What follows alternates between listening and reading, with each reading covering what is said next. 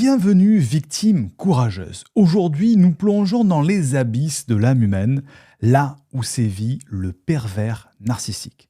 Un monstre en quête de pouvoir et de destruction. Reste bien avec moi parce qu'ensemble, nous allons briser les chaînes de l'emprise toxique. Je vais t'expliquer la seule chose qui peut réellement et définitivement détruire le pervers narcissique, c'est-à-dire le mettre hors d'état de nuire pour toi ou ton entourage. C'est un médecin psychiatre américain enseignant en psychiatrie à l'Université de Californie qui a mis au point cette méthode en 1968. Je te souhaite la bienvenue, je suis Siegfried C., coach neurothérapeute et j'aide les personnes à s'épanouir avec leur profil atypique pour, je l'espère, co-créer un monde meilleur. Tu sais que tu peux dès à présent devenir élève de notre université et recevoir mes vidéos privées complémentaires dans lesquelles je donne beaucoup plus de détails pour appliquer mes conseils. Ces vidéos sont réservées uniquement pour les élèves abonnés. Le lien se trouve en description de cette vidéo ou du podcast. C'est gratuit, donc fais-le maintenant. Alors aujourd'hui, peut-être que tu as des peurs en tant que victime, peur de l'abandon, la crainte constante d'être laissé seul et rejeté. La peur de l'invalidation, c'est-à-dire la peur que les autres ne croient pas tes expériences et tes ressentis par rapport aux manipulations toxiques que tu vis. Tu as peut-être peur que justement ces manipulations continuent, la terreur d'être constamment manipulé et contrôlé par le pervers narcissique. Et tout ça, ça t'amène dans des frustrations. La frustration de ne pas être entendu, la difficulté à te faire comprendre et à exprimer tes besoins. La frustration aussi de ne pas être respecté, une sorte de désespoir face au manque de respect et de considération du pervers narcissique. La frustration aussi de perdre ton identité, la lutte pour préserver ton moi authentique face à la dépersonnalisation provoquée par la manipulation.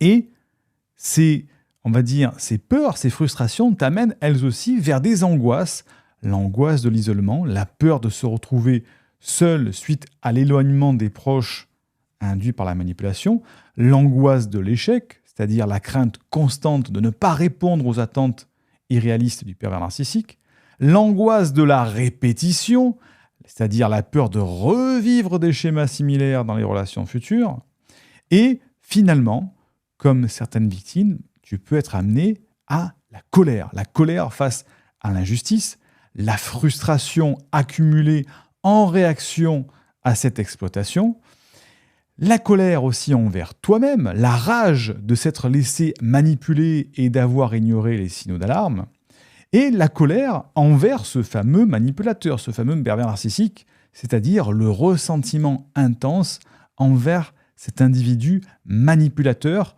et les dommages infligés à ta vie et à ton estime de soi. Imagine cette personne qui t'a séduit, t'a ensorcelé, puis t'a trahi sournoisement. C'est la métamorphose du diable en ange. Une manipulation cruelle qui sape ton identité. Ce pervers narcissique, il te séduit avec des mots doux, des promesses envoûtantes, mais derrière ce masque, parce que c'est vraiment un masque, il cache un abîme de cruauté prêt à tout pour t'anéantir. Il t'isole, tu le sais, il te contrôle, te fait douter de ta propre réalité. C'est une danse diabolique où chaque pas te mène vers la désillusion. Comme je te le disais, la colère, la tristesse, la douleur sont des émotions que tu as ressenties. Le pervers narcissique joue avec tes sentiments, les manipule pour mieux te briser. Mais aujourd'hui, tu peux résister. Tu peux prendre conscience de ta force, de ta valeur. Tu ne seras plus une proie, tu seras inatteignable. Et donc, si tu as vraiment tous ces problèmes, ce dont tu as vraiment besoin, et tu le sais, c'est de comprendre le mécanisme psychologique que tu vas pouvoir utiliser pour mettre hors d'état de nuire, pour toi ou ton entourage, le pervers narcissique. Et tu le sais, soit tu restes dans la confusion, tu ne changes rien, et tu sais vers quoi ça va te mener, soit tu peux utiliser ce mécanisme psychologique pour contrecarrer le pervers narcissique. Alors, comme je le disais, c'est un médecin psychiatre américain enseignant en psychiatrie à l'Université de Californie qui a mis au point cette méthode en 1968. Son nom, c'est Stephen B. Karpman. Sa théorie sur les relations manipulatoires a été qualifiée à l'époque comme le E égale MC2 de la gestion des conflits. Et cette théorie va te permettre de prendre conscience de ta place erronée que tu occupes et surtout de mettre en place les actions pour sortir de ce rôle qui t'emprisonne. Je veux parler de la théorie du triangle dramatique. Tu en as peut-être déjà entendu parler, mais on ne t'a jamais expliqué comment l'utiliser à ton avantage. Donc, comme tu le vois, il y a dans ce schéma une mise en lumière de 3 rôles interconnectés qui forment un schéma de manipulation récurrent. Les 3 rôles principaux sont le persécuteur, la victime et le sauveteur. Et je vais t'expliquer chaque rôle, comment ils interagissent et finalement comment utiliser ce mécanisme à ton avantage. Premier rôle, le sauveteur. Le sauveteur, c'est celui qui essaye de résoudre les problèmes de la victime. Je te dis, super, il est gentil. Mais souvent, il le fait de manière excessive et non sollicitée. Ils offrent leur aide, ils cherchent à sauver, entre guillemets, la victime de la situation difficile. Mais ce rôle peut être condescendant et maintenir la victime dans un état de dépendance. Le sauveteur aime conserver son rôle et ne veut surtout pas le perdre. Si la victime perd son rôle de victime, le sauveteur perd lui aussi son rôle. Et ça ne lui convient pas du tout. Donc, tu vois, ce sauveteur, il n'est peut-être pas si gentil que ça. Deuxième rôle, le persécuteur. Ce rôle est généralement joué par la personne qui critique, qui blâme, qui juge, qui attaque les autres. Le persécuteur exerce du pouvoir sur la victime en l'en faisant se sentir faible, impuissante, coupable. Leur comportement est souvent dicté par une attitude dominante et autoritaire qui vise à contrôler et à maintenir ce sentiment de supériorité. C'est le rôle du pervers narcissique, le persécuteur. Troisième rôle, la victime. La victime, c'est la personne qui se sent opprimée, impuissante, faible ou injustement traitée. Elle se positionne dans un rôle de souffrance. Elle cherche la sympathie et l'aide des autres.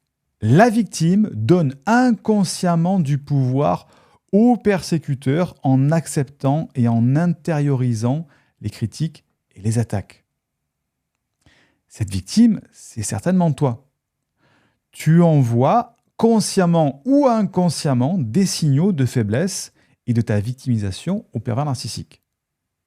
Si tu quittes ce rôle, tu vas te trouver déstabilisé puisque tu quittes un terrain inconnu que tu as l'habitude d'employer depuis des années. Et je vais te prendre l'analogie du loup face au troupeau de brebis pour que tu comprennes bien. Un loup ne s'attaque jamais aux brebis fortes, solides, qui se défendent ardemment. Le loup s'attaque aux brebis faibles, qui montrent des signes de faiblesse, c'est-à-dire des victimes. Pourquoi il fait ça ? Parce que c'est beaucoup plus économique en énergie d'attaquer une brebis faible, qui va peu ou pas se débattre, plutôt qu'une brebis qui risque de le blesser. C'est idem pour le pervers narcissique. Dans la foule de ses potentielles victimes, il va repérer la victime la plus faible, avec laquelle il aura le plus de facilité. Et ces signaux sont parfois visibles, c'est-à-dire des personnes qui sont traumatisées, qui ont des traumatismes, on le voit, mais souvent, ces signaux sont parfois invisibles. Et seul le pervers narcissique, qui est un athlète de haut niveau de la manipulation et qui a une analyse du non-verbal très fine, saura repérer sa proie idéale parce qu'elle envoie des signaux conscients ou inconscients de sa victimisation. Donc, l'objectif pour toi, c'est de sortir de ce triangle en développant une conscience de ces schémas de comportement, en apprenant à établir des limites saines, à prendre des responsabilités appropriées pour tes actions et à rechercher des relations plus équilibrées basées sur l'empathie, la responsabilité personnelle et l'autonomie. Tu l'as bien compris, les 3 rôles de ce triangle de Karpman sont des rôles toxiques. Il ne faut endosser aucun de ces 3 rôles.